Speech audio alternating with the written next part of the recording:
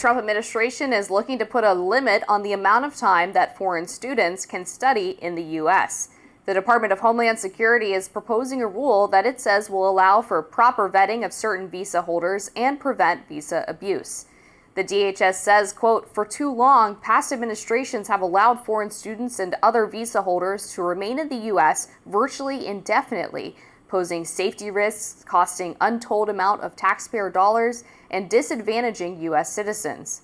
This new proposed rule would end that abuse once and for all by limiting the amount of time certain visa holders are allowed to remain in the U.S., easing the burden on the federal government to properly oversee foreign students and their history." Under this new rule, foreign students would be allowed to stay no longer than 4 years. That's as opposed to the current duration of status system, where they can stay for as long as they are enrolled as a full-time student. The non-profit group, President's Alliance on Higher Education and Immigration, spoke out against the proposal. It says, quote, "This proposed rule sends a message to talented individuals from around the world that their contributions are not valued in the United States. This is not only detrimental to international students, it also weakens the ability of US colleges and universities to attract top talent, diminishing our global competitiveness." President Trump attempted to introduce this same rule near the end of his first term, but it was withdrawn a year later by the Biden administration. Now, this announcement comes on the heels of Trump also saying he wants to allow 600,000 Chinese students into American universities. So I am against this new rule, which is perhaps no surprise, but aside from my own status as an immigrant, I was never, I should say, a full-time student here. I was too old for that. But this actually goes to, I think, a bigger question, which we have discussed on Rising this week in relation to the Chinese students. I consider it useful and important for the United States to attract the most gifted people it can, the most highly educated people it can, and to harness that intelligence and potential entrepreneurship or scientific knowledge or whatever it should happen to be for the good of the US. Now, I think everyone is in a global competition for this kind of talent. Highly educated people are much less likely overall to be a drain on the system in any kind of dependency kind of fashion. And so I am broadly against this rule and supportive of the US acquiring as many foreign students as it reasonably can. Yeah, I have sort of mixed feelings about this because I do agree that if we are going to have immigration in the United States, then the proper way to do it would be a meritocracy, bringing in the best and the brightest in ways that can boost the American economy while also perhaps bringing innovation, building companies, entrepreneurship, things like that.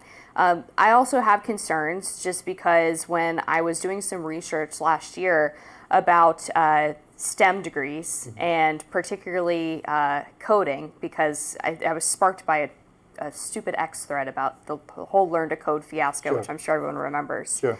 And I was going through these computer science and other STEM graduates who are American citizens and found out that a lot of them are underemployed.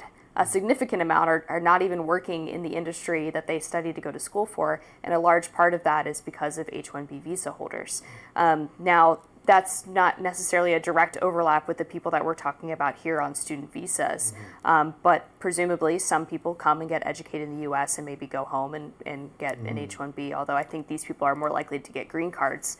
But all of that is being to be said is that when you do focus on highly skilled immigration, you also have to consider potential crowding out of Americans who are also paying a lot of money to get these college degrees. And I do know a few people who went through college and basically just kept getting professional degrees because they knew it would allow them to stay in the United States. So there is some abuse of the process. I don't know what percentage of the people who are on these student visas are abusing it.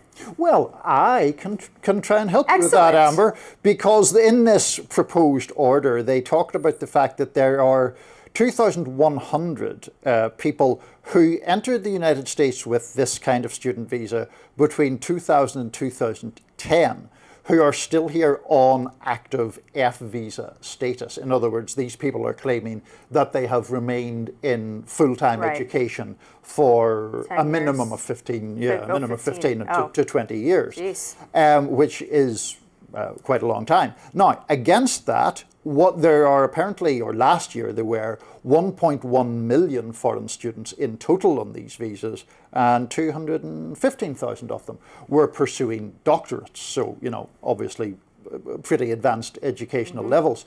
On the H-1B visa question, I think more sympathy for the case you're making there, because one of the problems I have, I guess, from a somewhat left-leaning perspective, is the H-1B visa tethers the visa holder in quite a close way to the employer. That's right. And if they lose that job, they are at risk of having to leave the country.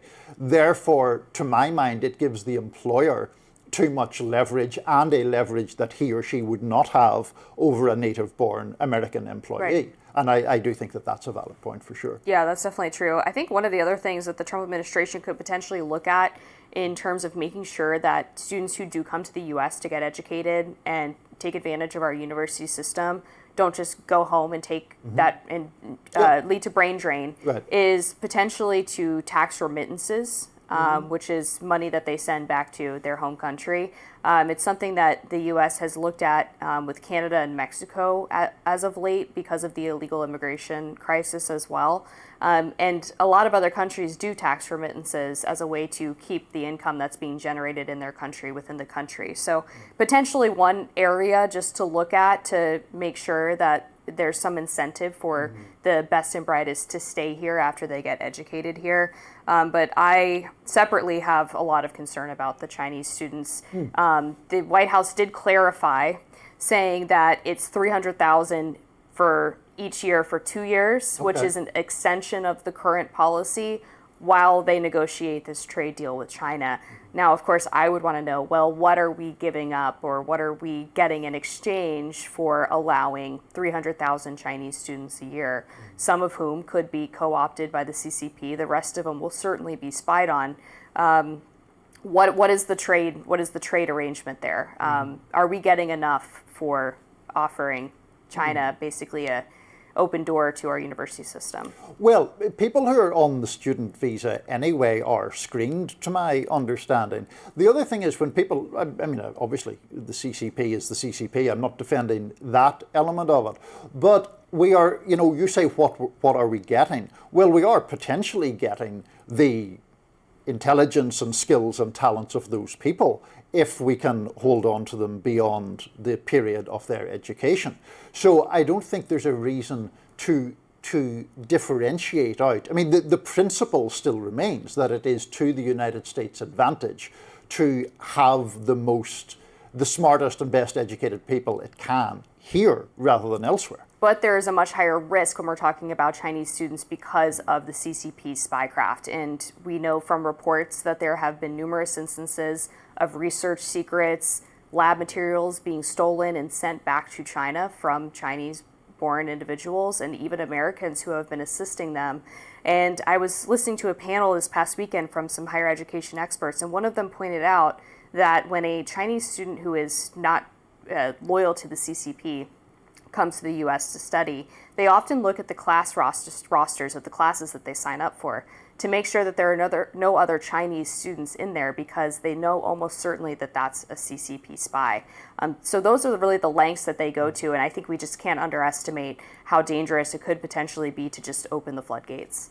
I'm sure it's a topic we'll return to again in the near future. Meanwhile, Alligator Alcatraz, the detention facility in Florida, has been ordered to shut down. We'll be right back with more details on that.